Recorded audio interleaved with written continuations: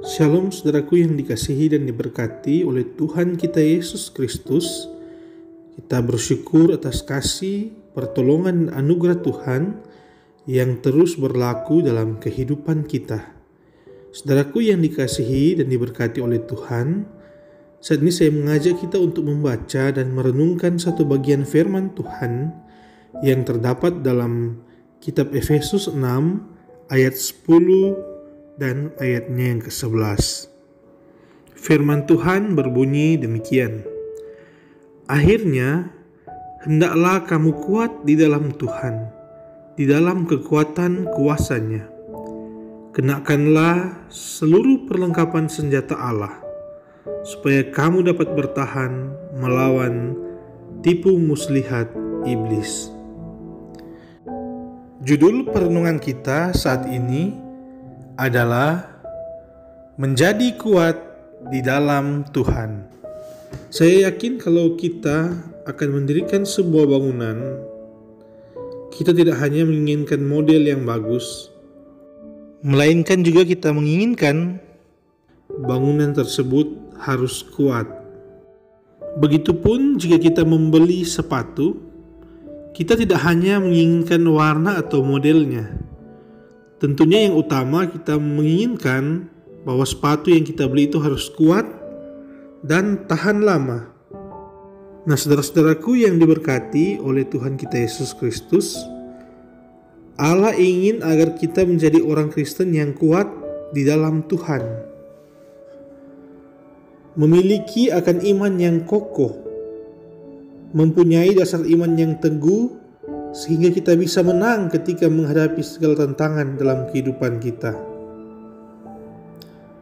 Memang ada banyak orang yang secara fisik kelihatannya kuat, seperti Simpson yang bisa mengalahkan singa, tetapi ternyata memiliki moralitas dan iman yang lemah. Ia dapat mengalahkan musuh-musuhnya, tetapi tidak mampu menguasai dirinya sendiri, yaitu nafsu birahinya. Di hadapan Tuhan, orang yang demikian bukan termasuk ke dalam kategori orang yang kuat di dalam Tuhan. Begitu juga terkadang kita menjumpai ada orang yang kelihatannya berhikmat, bahkan pun pelayan Tuhan, tetapi ketika ia cepat tersinggung dan tidak bisa menahan amarahnya, maka orang tersebut tidak kuat secara rohani. Dalam Injil Lukas 2 ayat 40 berkata, anak itu bertambah besar dan menjadi kuat, penuh dengan hikmat dan kasih karunia Allah apa adanya. Ayat ini menceritakan tentang Yesus. Yesus bertumbuh semakin lama semakin kuat, bukan hanya secara jasmania, melainkan juga secara rohania. Sekarang ini banyak orang yang mengembangkan kekuatan jasmaninya dengan berolahraga, fitness, atau mungkin berlatih bela diri. Namun ingatlah bahwa kekuatan jasmania itu hanya bersifat sementara, sedangkan kekuatan karakter itu kekal, dan itulah yang dikehendaki Tuhan. Ada 3 ciri orang yang kuat dalam Tuhan. Pertama, orang yang kuat dalam Tuhan mampu mengatasi kegagalan.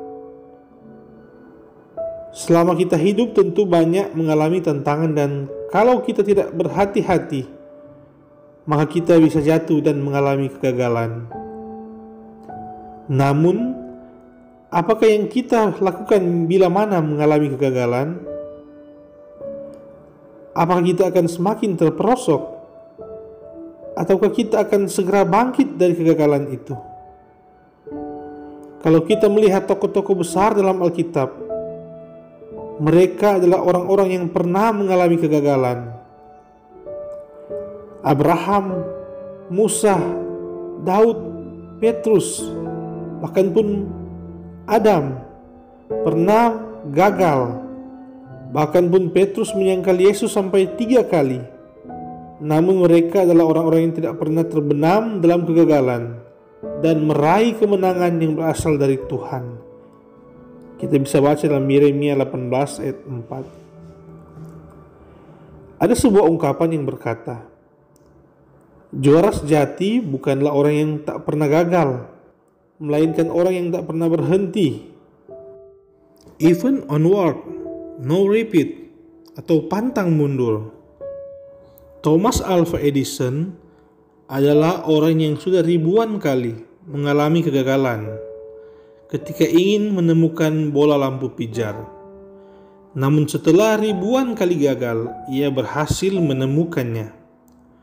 Karena kegigihan dan keuletannya, ia mampu mengatasi masalah kegagalan. Yang kedua, mampu mengatasi keberhasilan. Orang yang kuat adalah orang yang mampu mengatasi keberhasilan. Banyak orang yang mampu mengatasi kesulitan, namun tidak mampu memperlakukan berkat-berkat yang Tuhan berikan padanya. Artinya ada banyak orang yang kalau pada saat kesusahan, ia mencari Tuhan, tapi pada saat senang, ia menjadi sombong. Dalam kitab Tawarik 26 dikisahkan ada seorang bernama Usia. Ia mencari Allah selama hidupnya.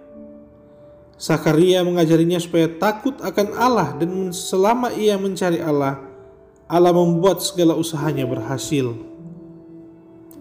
Namun setelah ia menjadi kuat, ia menjadi tinggi hati sehingga melakukan hal yang merusak. Ia berpaling dari Tuhan Allahnya dan memasuki bait Tuhan untuk membakar ukupan di atas meja bakaran ukupan. Yang ketiga, orang yang kuat dalam Tuhan adalah orang yang mampu mengatasi kepahitan hidup. Tidak ada orang yang suka rela dicela, dikritik ataupun diejek. Namun apabila kita tidak rela menerima semuanya itu karena Yesus Kristus, sebetulnya kita tidak layak baginya. Orang yang mudah tersinggung atau terluka perasaan bukanlah orang yang kuat di dalam Tuhan, apalagi kalau Anda mau melayani Tuhan.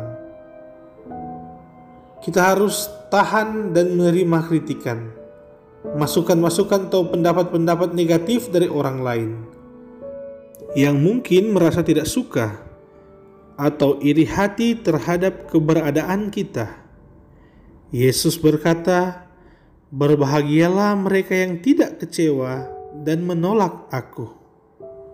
Saudaraku yang dikasihi Tuhan, jadi lihat perenungan kita saat ini, saya mengajak kita, marilah kita tetap kuat di dalam Tuhan.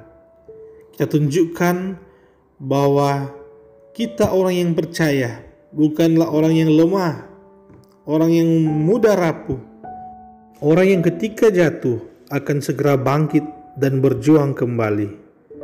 Marilah kita tunjukkan iman kita kepada Tuhan, agar supaya kita bisa melewati setiap permasalahan hidup kita dan meraih keberhasilan dan sukacita bersama Tuhan.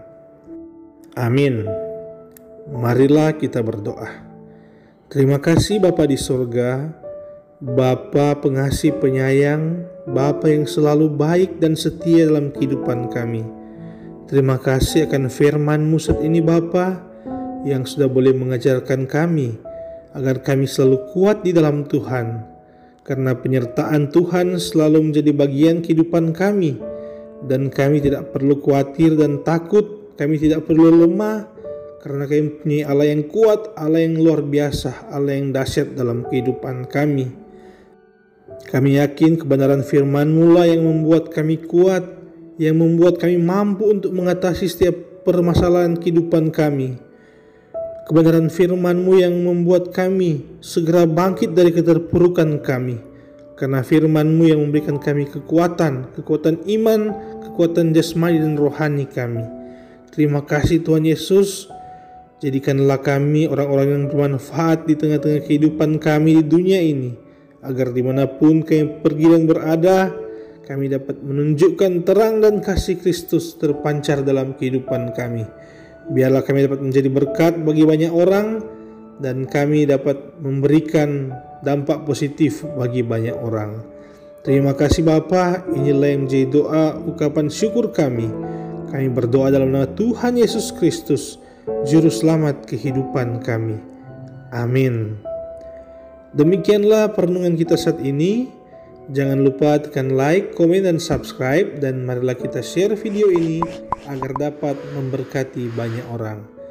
Terima kasih, Tuhan Yesus memberkati.